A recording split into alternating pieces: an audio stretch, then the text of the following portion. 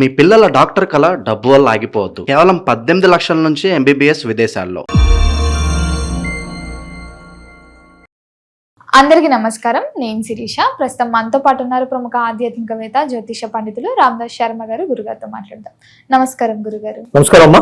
గురుగారు, ఆగస్టు మాసంలో మీనరాశి వారికి ఎలా ఉంది, ఎలాంటి జాగ్రత్తలు తీసుకోవచ్చు అంటారు? ఆర్థిక పరంగా, ఆరోగ్యపరంగా ఈ మాసం వీరి యొక్క గ్రహ గోచారం ఏంటంటారు?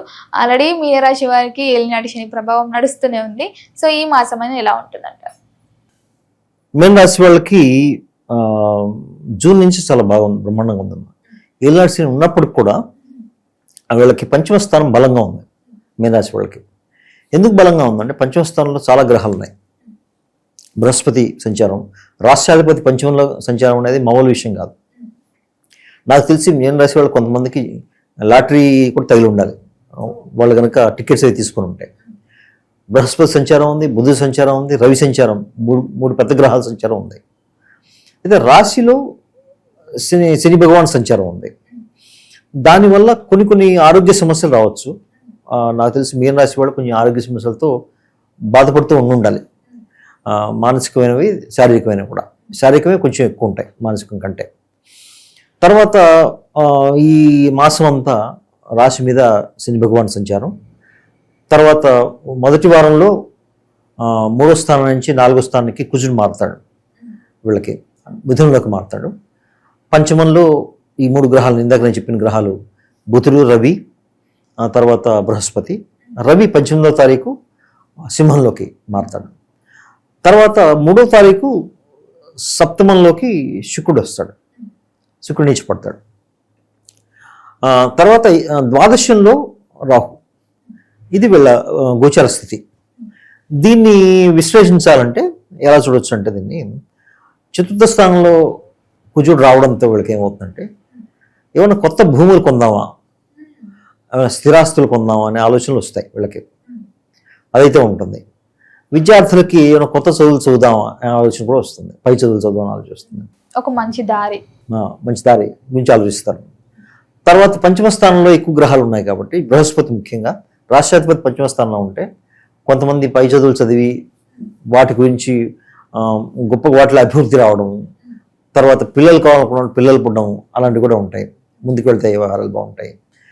అయితే శని భగవాన్ వచ్చిన దుష్ఫలితాలన్నీ బృహస్పతి ఇక్కడ కంట్రోల్ చేస్తాడు. ఇక్కడ దానివల్ల అనారోగ్య సమస్యలు ఉన్నప్పటికి కూడా వాళ్ళకి త్వరగా తగ్గిపోయి మామూలు మనిషి అయ్యే అవకాశాలు కూడా ఎక్కువ ఉంటాయి వీళ్ళకి. ఆ దుష్ఫలితాలు చాలా వరకు తగ్గిపోతాయి. తర్వాత 18వ తారీఖు తర్వాత 6వ స్థానంలోకి రవి మారుతాడు, 6వ రాశిలోకి మారుతాడు. కాబట్టి వీళ్ళు కాంపిటేటివ్ ఎగ్జామ్స్ రాసే వాళ్ళకి కూడా చాలా అనుకూలంగా ఉంటుందని చెప్పచ్చు. మరి గురుగారు, ఉద్యోగ వ్యవస్థలో ఉన్న వారికి ఎలా ఉంటుందంటారు? ఉద్యోగం మారాలి అనుకునే వారికి కూడా ఎలా ఉంటుందంటారు? ఈ ట్రాన్స్ఫర్స్ ఏమయ్యే అవకాశాలు ఏమైనా ఉన్నాయంటారా? ఉన్నాయమ్మా. ఇప్పుడు బృహస్పతి గోచారం బాగుంది కాబట్టి వాళ్ళకి ఉద్యోగాలకు బాగుంటుంది, మంచి కాలం ఇది. ఏలినాటి శని ప్రభావం కూడా చాలా తగ్గి ఉండాలి వాళ్ళకి. ఒక అనారోగ్య సమస్య తప్పించి మిగతా విషయాల్లో కొంచెం మెరుగై ఉండాలి జూన్ నుంచి వీళ్ళకి. అయితే కొత్త జాబులు వెతుక్కునే వాళ్ళకి కూడా మంచి అవకాశం ఉంది, మంచి అవకాశాలు వస్తాయి వీళ్ళకి.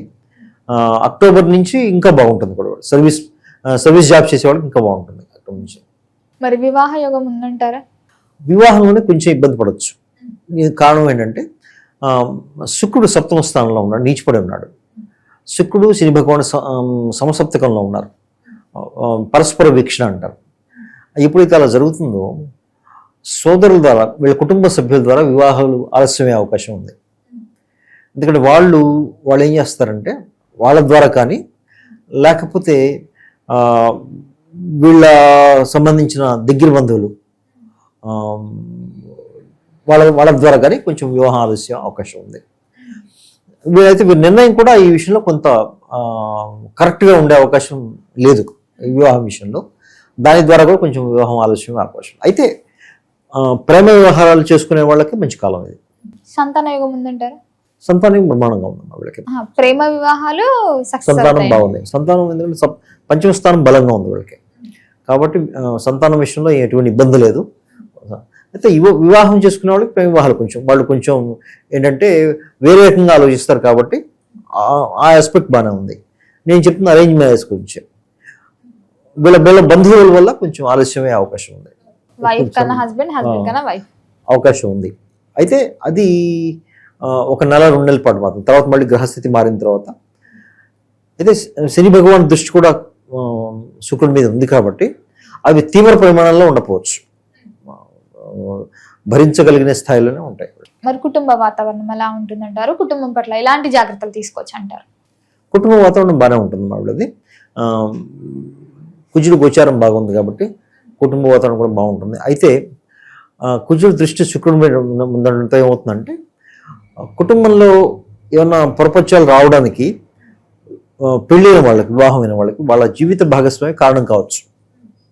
వాళ్ళ వల్ల ఏమైనా చిన్న కలతలు వచ్చి దాని ద్వారా. మరి గురుగారు, ఈ మాసంలో ఎవరైనా పెట్టుబడులు పెడదాము, కొత్తగా వ్యాపారం స్టార్ట్ చేద్దాం అనుకుంటుంటారు కదా, చేయొచ్చు అంటారా?